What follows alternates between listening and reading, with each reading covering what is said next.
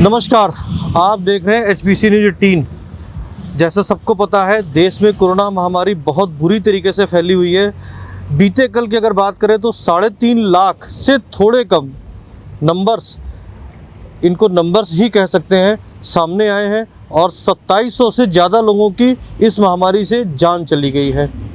इसी को देखते हुए ICMR मतलब सरकार की तरफ से ICMR ने सरकार को सुझाव दिया और एक सरकारी गाइडलाइंस आई है कि ऐसे कौन से मरीज़ हैं जिनको कि अब अस्पताल में नहीं जाना है, या कब लक्षण आएंगे तब कब आप अस्पताल में जाएंगे, किनको रेमडेसिविर इंजेक्शन लगाया जाना है, किनको ऑक्सीजन लगाया जाएगा। तो उसकी जानकारी हम आपको दे देते हैं।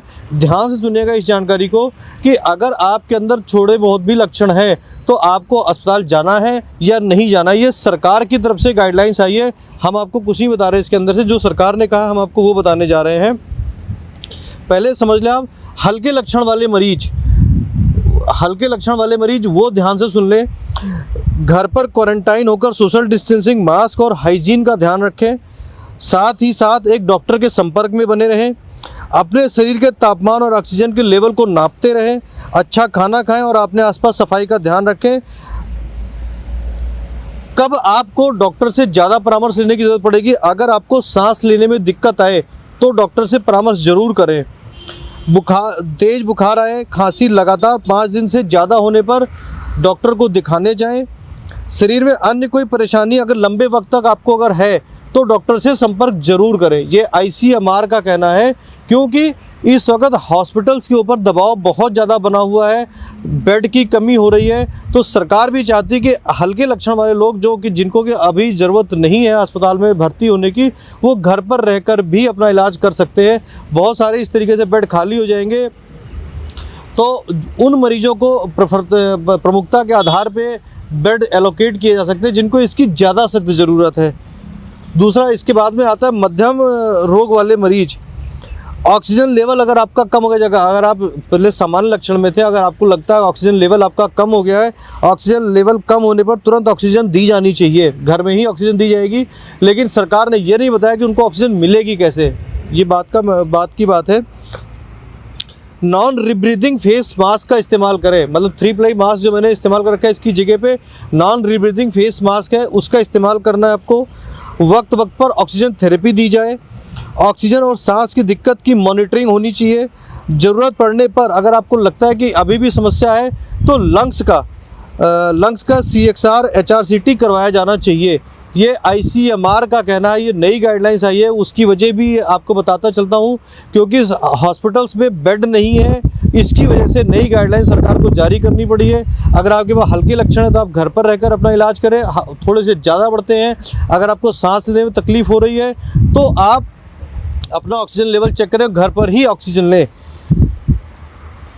24 से 48 घंटे के बीच मरीज की CBC, KFT, LFT की जांच भी करवाई जानी चाहिए। अगर अस्पताल में भर्ती मरीज की हालत गंभीर है तो उसे रेमडेसिविर दी जानी चाहिए।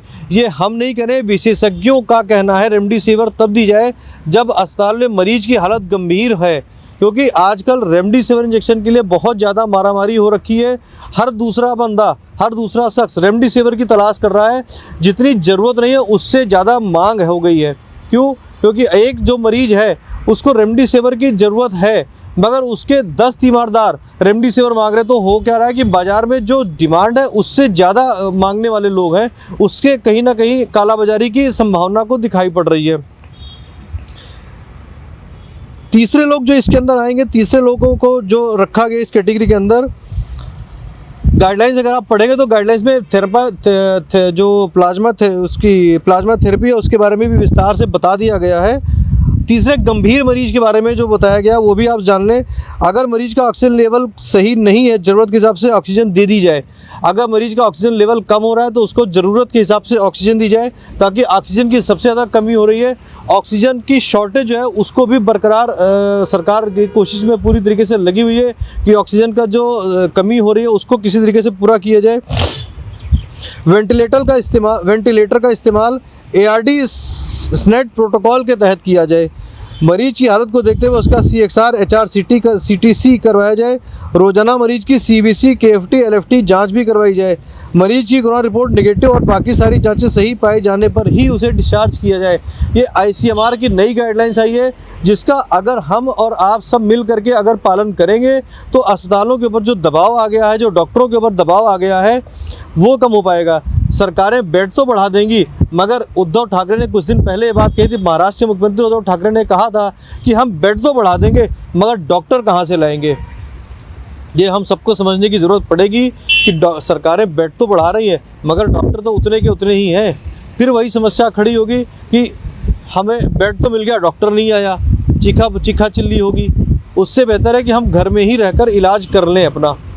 HBC न्यूज़ 3 देखते रहने के लिए आपका बहुत बहुत धन्यवाद। चैनल को सब्सक्राइब करना बिल्कुल ना भूलें।